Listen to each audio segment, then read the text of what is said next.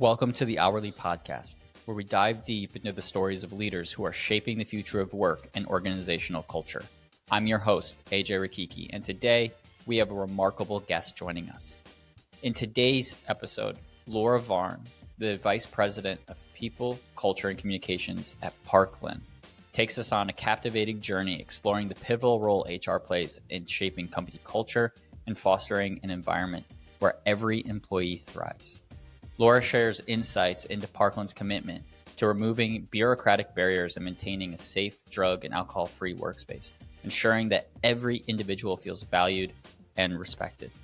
So whether you're an HR enthusiast, a business leader, or simply curious about the future of work, buckle up and get ready to be inspired by Laura Varn's incredible journey and the transformative power of HR at Parkland.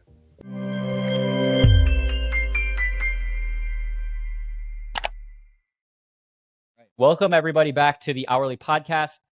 Today, we have Laura Varn.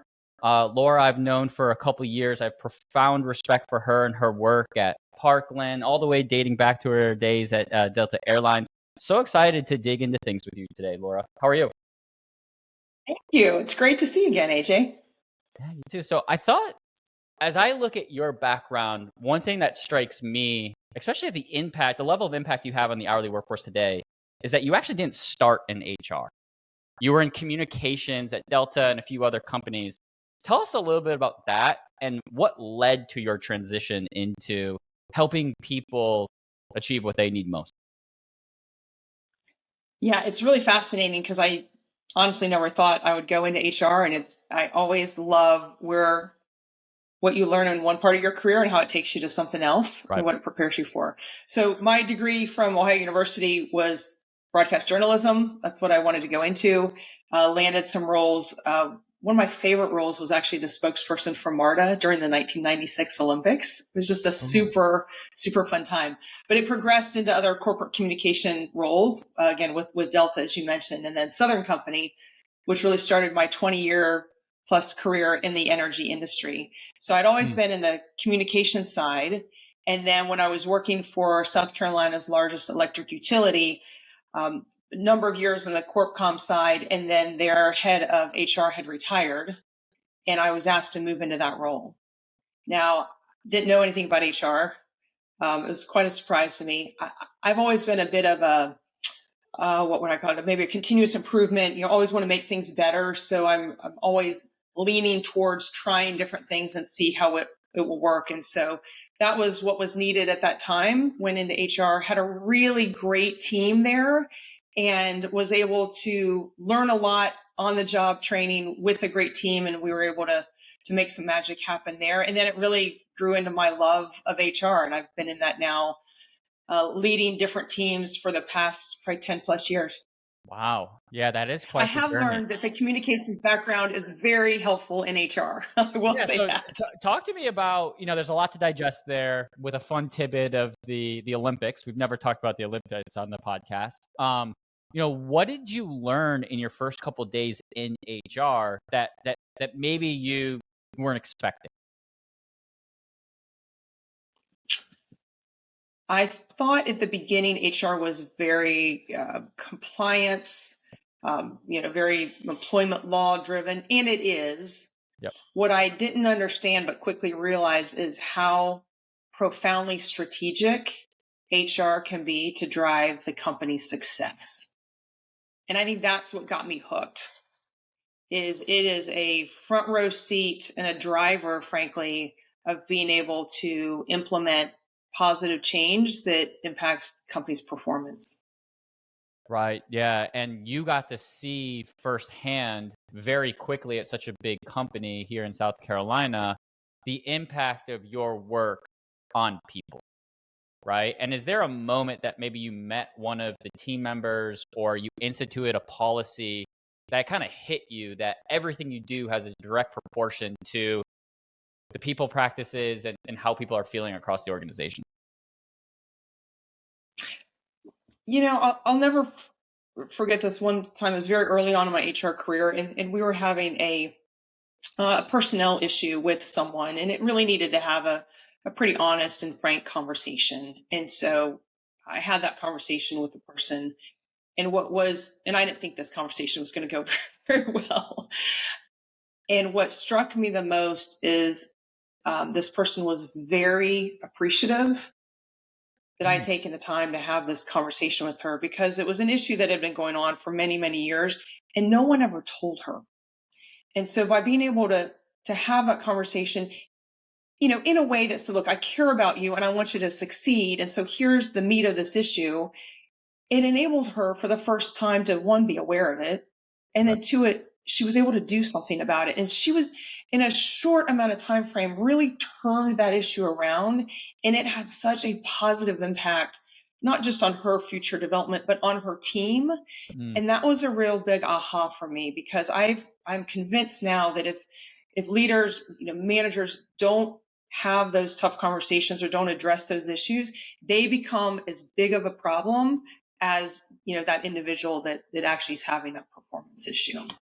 Yeah, that's a great example. And I think speaks to, by definition, your communications background, right? The skill set you have, as well as the aspirations to adequately communicate with people and get them what they need to be best for company. So as I'm kind of thinking about it, it is a very harmonious skill set of communication and HR, because it all involves people, right? And I guess one of the questions I would have, especially for our listeners, is, you're able to do that in a one-to-one way pretty easily. And what I've gathered from you is you're very personable, and striking that conversation is likely less difficult for you than it might be for some introverted people, right? How do you conjure the strength? What are some suggestions you have to broaching those conversations with somebody that's not doing their best, or, you just want to help in some way?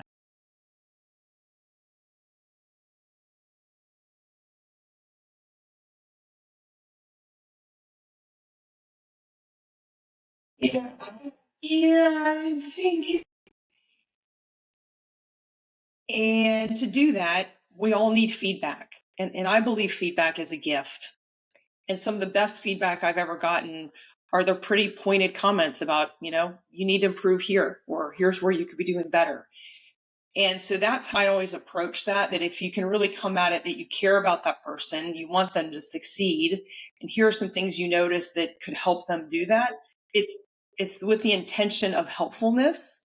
And that's where I think you see the positive impact.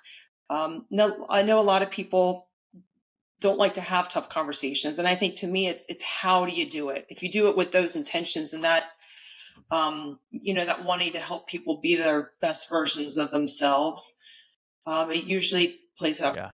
And, one thing that I instantly go to is how to scale those conversations across your organization, right? So it's very easy, I think, for leaders to have one-on-one conversations, but having that done by leaders to their people, to their people, to their people. And now that you're at a very high level position within a very large company that employs, and you're responsible for, tens of thousands of hourly workers, how do you build a culture of communication, and what coaching do you give potentially to the people who work for you to foster those positive interactions with those hourly frontline workers? Yeah, that's a big focus of what we're doing right now. So, we've got 2,600 employees in the US. I would tell you 90% of them are hourly workers. So it is a huge amount of just workforce in general. On both, what we have convenience stores that we own and operate. We also have a fuel distribution business as well.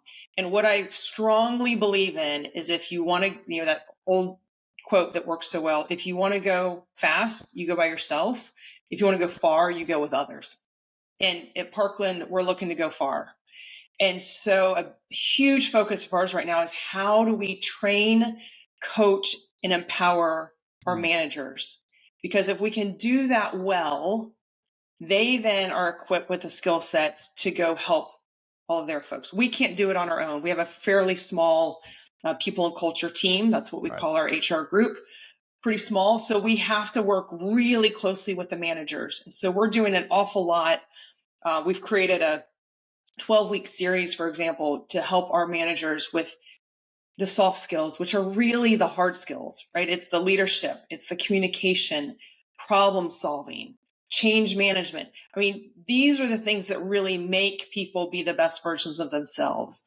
And I think so many times with work, people focus so much on the technical skills, and that is super important. But there's this whole other side too, which is what I call the relationship side, the leadership side. And to really excel, you have to do both really well. And so we're trying to help our managers really elevate their leadership game. And we believe that if we can do that, that's how we help with everything else. So a lot of coaching, a lot of leadership development that's very targeted, very specific to their roles. I'm not never been an HR person that's big on buzzwords and big on fluff. I want actionable, practical things that are really going to move the needle. And what we're finding so far is it is really starting to make an impact. That's incredible. And when you say 12-week, I think if you said either 12-week or 12-step program, what does that look like? Is that like videos? Is that Zoom calls? Is it recordings? Is it a handbook? What does that mean exactly to you? Yeah, it is 12 weeks, and there's a certain topic each week. And so our people and culture managers were assigned a topic that they most relate to and have some expertise in. So perhaps someone's developing something on problem solving. So they actually created a PowerPoint, trained our internal team on, and then we worked it such that they deliver the training with their immediate managers. Because the side benefit to that is it's a smaller group. It is on Teams for an hour. So it's a high interaction and dialogue, but it's smaller and also strengthens and cements that relationship and the communication between the people and culture manager and that the local manager as well. So we found for us, that's really, it's moved some needles. It's then opened up where the managers are more comfortable coming to us with either problems or concern or help they need on development. And so that's the program we're working on right now. When I think about different tactics, and I'm sure, and I want to dig into some other things you guys have implemented, seems success. You know, in HR, it being at times soft skills and value that might not be immediate or trackable, or am I wrong? Let me take a step back. How are you tracking the efficacy of that program specifically? Is it profits? Is it turnover? Is it something else? How do you make sure what you're doing in that program is in fact working? Yeah. Well, I'd say, behind the scenes, we have done a lot of work with some engagement surveys that we do and some great data that comes from that. We know who our best managers are. We know who need a little bit of help. We also do a real robust succession planning too. So again, we know where our folks land and what their needs are, and everybody, has needs on some capacity, whether they are, maybe struggling in their role or they're ready for their next role. And so our folks know that and can help coach and guide behind the scenes to help support this work. We believe that we're actively in this process right now, but our hope is that 6 months from now, we can really tell through the same store sales growth and through other key metrics that we have, which stores are improving. And we hope and believe that part of that will be attributed, to this work we're doing with the core that's incredible. manager group. We recently had Eric Frederick on the show, and he's a former CEO and leader at like Uno's and Staples and others.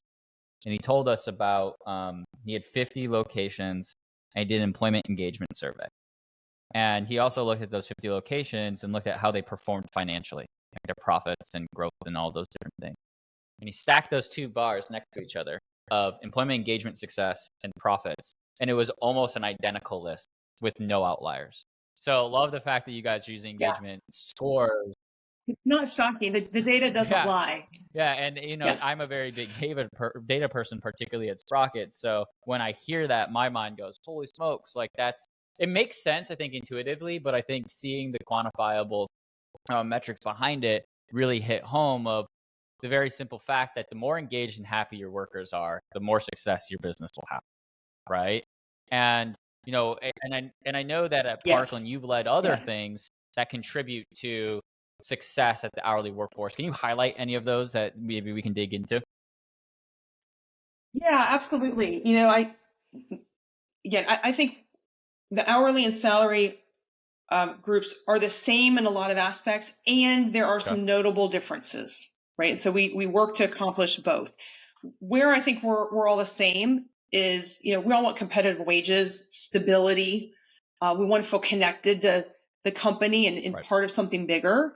And we certainly want to have growth opportunities and be recognized, right? So I think that applies to just about everybody. What's different that I've found over the years is the hourly workers want greater Mhm. flexibility. That really matters to them. They want more of an immediate compensation Right. hit, if you will. And largely, they want the barriers and bureaucracy removed, right? Let them come in, let them do their job well, and let them go. And so we have done a couple of things on the compensation side, on the development side, and then on the what I call the standardization side to really hone in on what makes Right. us all the same, what we want, but also what are those differences too. So on the comp side, two examples I'll give you. We created, and I know a lot of places have this, a pay on demand Right. opportunity. Right now we pay every 2 weeks, but we know with a lot of our convenience store employees and our drivers, they want to be paid either every day or maybe every week, or if something comes up, the car breaks down and they need to have that money sooner. So we've instituted that. About 20% of our workforce uses that on a regular basis, and that's been a Interesting. really big benefit for Interesting. us. Is there a lot of Um, vendors? Is there a lot of yeah, so is there a lot that's of been vendors that do that, or a yeah, lot of a lot of vendors. them? Got it. A lot of vendors. Yeah, that's not a real revolutionary thing, I would say. What we have found is it is a competitive disadvantage not to have that anymore. Interesting. So that kind of scratches that itch on that more immediate compensation hit, right? So if they want it, and it's very simple to set up at no cost to us as an employer, by Interesting. the way. So that Has there been also any has has there been been really any helpful. unexpected Um, or maybe expected downsides to doing that? Have you seen any edge cases or anything that's disappointed you of it rolling it out? no, Interesting. it was one of the easiest implementations Wow. that we've had. Um, took a couple weeks. It back ends with our payroll system, and then say if they want to be paid every week, then when our payroll schedule comes up, it just automatically deducts what they've Wonderful. already been Okay. paid. Yeah. So it actually has been very simple for us, and there's a lot of vendors out there. So I would highly recommend that. The other thing we did on the comp side for our we call them our convenience store employees, our C-store employees, we used to have a policy that said you couldn't start to use your vacation or PTO until Mm. after a year. And we really looked at that and said, I don't think that's Right. fair or right. They should be able to use that right at the beginning, through it just like anybody else. But our philosophy is maybe that's impacting our retention. And maybe that could be a positive that we could do. So we have since changed that policy. And now when you join our company, you can start using your PTO time as soon as you earn it. So that's also been another thing on the comp side that's been, again, I'd say an easy fix and something that's more aligned, with our hourly workforce. Because one thing I will tell you that this is maybe a pet peeve of mine, but I think sometimes in some of the various organizations, there's this philosophy that the hourly workforce is Mm. disposable, or that they're Right. a dime a dozen. And I really disagree with that. I think that's where the business is made. That's where the money is made. That's the engine and backbone and spine of a company. And frankly, all of us that are in leadership roles are working to serve and support them. And so that's really been our philosophy of why we are doing some of these things we're doing for the hourly workforce to help support them. On the development side, I'll tell you, we started a podcast, not nearly, I'm sure, as How good as about that? yours right now, but we started one Okay. called The Winning Drive, you know, and we did that because we wanted to try to better reach our drivers. They're CDL license holders, they're on the road. What's a safe way to make them feel connected to the company? And so we created this podcast to have some safety tips in there, what's going on with the company, let them know about our referral fees and that sort of thing. And so that was really interesting and intriguing for a while. And the other thing we did is we found, again, there's a lot of these companies out there, but there's a pretty cool text messaging service that goes directly to our employees. And you can add video, photos, emojis, whatever. But that has been a game changer for us because we know that the hourly workforce is not sitting behind a computer and they're not reading their emails. But that has cut through the clutter, and their click rate through text is like 95%. It's through the roof. And so that's been really cool for us too, to help them feel, again, more connected, just engage more in the communication side of things. Go back to the podcast idea, because it's fascinating, because I also see application for the frontline workers, which I don't know if they're supposed to have one AirPod in or two AirPods in while they're working in the store, but it's just a new way to communicate with your workforce with somewhat proprietary information that's meant to be internal to your organization. I'm assuming as part of that podcast, you brought on different leaders, got different perspectives. Like, what were some of your strategies and why did that come about? Because it's just so interesting. I've never heard of anything like that. Yeah, I guess it came about with, some of my leaders and myself and my corporate communications background. Like, we're trying to figure out, how do we communicate with the hourly workforce? It's always been this big nut we've been trying to crack. And the things we were doing, like the internal newsletters, emails, town halls, it just wasn't working. Why? Because our folks are behind a till and they're behind the wheel. And so we were really struggling with that. And someone came up with this idea of a podcast, again, because it was mostly for our commercial side, our drivers, but they could listen safely. Just, they listen to the radio. There's no reason they couldn't listen to the podcast. Could listen to it on their time. So it wasn't set at any certain hour. And we invited certain of our leadership in. We could keep them abreast of, again, what's happening. We always have safety. It's a huge priority for us, the biggest, in fact. So always something on safety, maybe key company wins, what they need to feel part of the group. And so it was a really interesting experiment. I would imagine we did it for close to a year. And what was interesting to me is that we had folks who were not hourly listen in as well, which is great. It was open to everybody in the company. But it was interesting that we would get more of the folks behind the desk, if you will, that were out on the road. So anyway, our organizational strategy changed and we pivoted to some other things, but it was a really fun project. Maybe one we'll take back up again because it was pretty successful. And I just feel your communications background coming back in, right? Of building all these medias, getting to the people and getting that buy-in, right? Which is absent at a lot of companies, to your point, because people feel like a cog in the machine. And when you further your policies where you keep them in silos, and just you're here for a job, do the job, that naturally, I think, turns people off. But unfortunate truth within a lot of companies in the hourly workforce. This episode is brought to you by JoJo, an AI virtual recruiter powered by Sprockets. Designed for the hourly workforce, JoJo works 24/7 to source, screen, and schedule interviews with the best applicants for your business. JoJo helps reduce employee turnover and time spent hiring so you and your team can focus on other important tasks. To learn more, head to sprockets.ai/JoJo.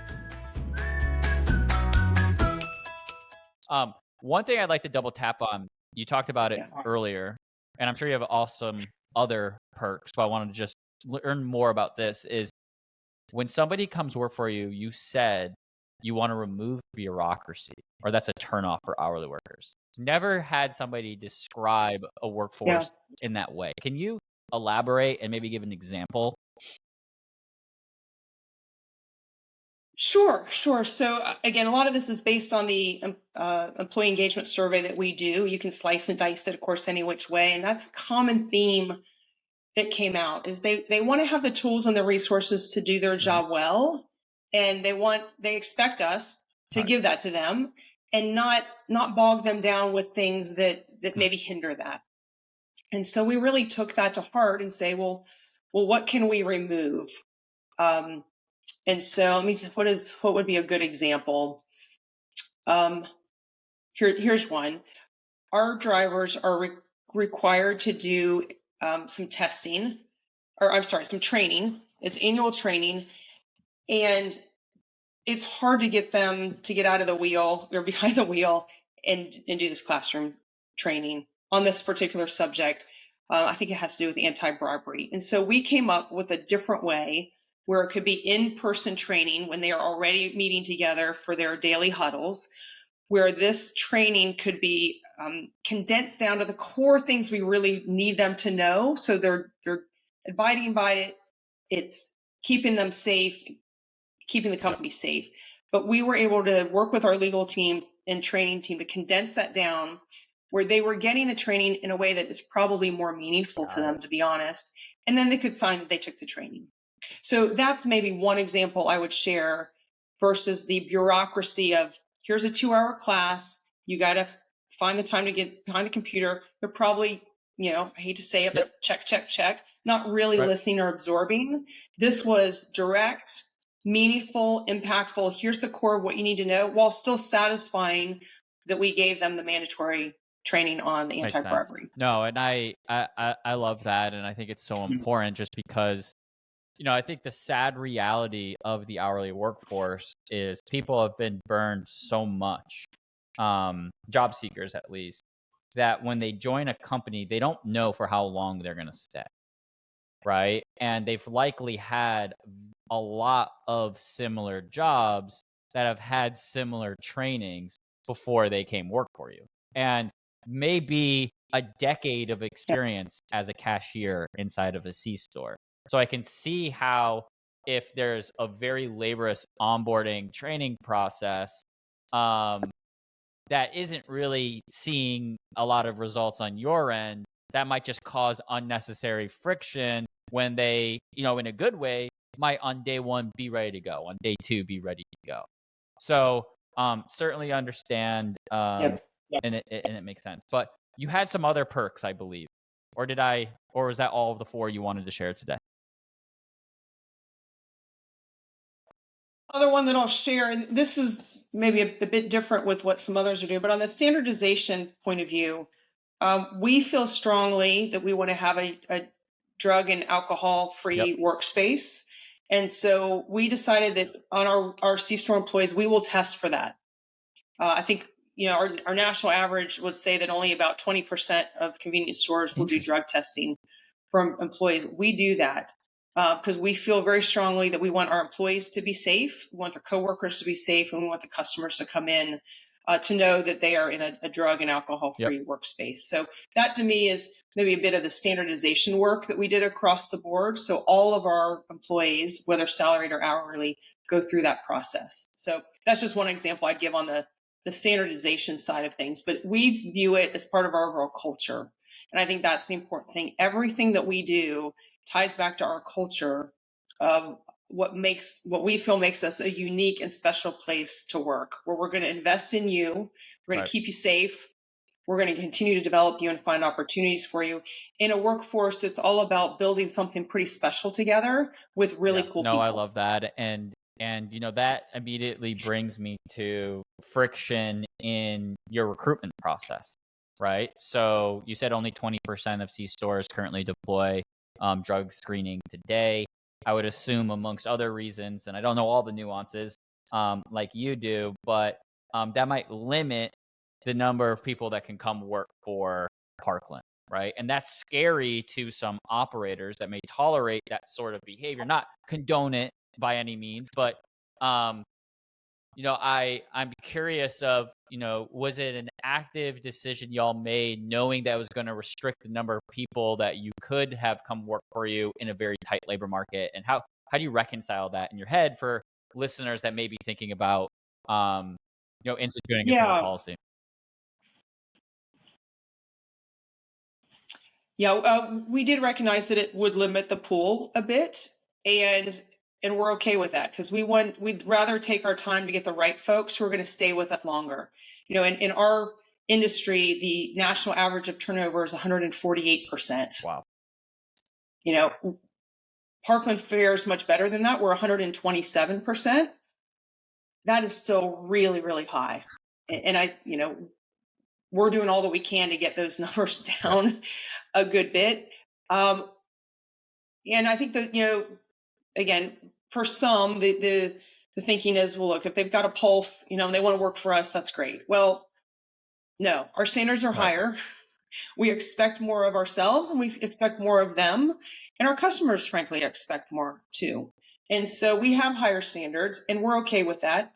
I will say, especially since COVID, one of the trends that I'm seeing is who all your recruiting pool, is and what's in that group. And I'll tell you, we've definitely expanded it over the years. College students, for sure, vets, disabled, previously incarcerated, former employees. I mean, it's a much wider pool than maybe, there's a lot of folks that retired early with COVID, and we're finding those are, talented workforce that maybe wants that flexibility with working a couple hours still to be engaged in the workplace. So we do recognize that we've got higher standards. We're okay with that. And again, working to, get the right, it's all, as anything, it's about getting the right people in the right roles, right positions. Well, no, that's great insights, and thanks for sharing those perks. We're officially at the 30-minute mark, and that's the time we try to keep. That's what we find our listeners are asking for the most, is a quick a TV show's worth of information. A lot to digest here, though. Laura, I want to leave you with a question I ask every single guest. It's question 1A, 1B, and then we'll go our separate ways. So the question is, what was your first hourly job? And 1B is, were you fired from said job or did you leave? And we've heard hilarious stories and very serious stories, so feel free, you can go on either end of the spectrum. Yeah, my first hourly job, I was a hostess for Bob Evans, which is a large breakfast chain in the Ohio area, which is where I grew up. So I was a hostess there. I had to wear this long, itchy polyester skirt. So I worked there in the summer. I did not get fired from that role. I left on my own to get ready to start college. So that was my first entree into it's a very good workforce. Standard answer. We've gotten some crazy stories. First job in construction, first job getting fired inside of a kitchen, but I think that one is right down the center. So no, again, thank you so much for your time. Yeah. If somebody wants to learn more about you or learn more about Parkland, where can they go? LinkedIn is probably the best way. I'm active on LinkedIn and have an account there. So I think that's the best thing. People can always reach out to me on email as well. Just for those that are listening, it's Laura Varn, Varn. So Laura, thank you again so much for your time. We appreciate it and have a great rest of the day. Thanks so much. Always good seeing you. Thanks so much, AJ.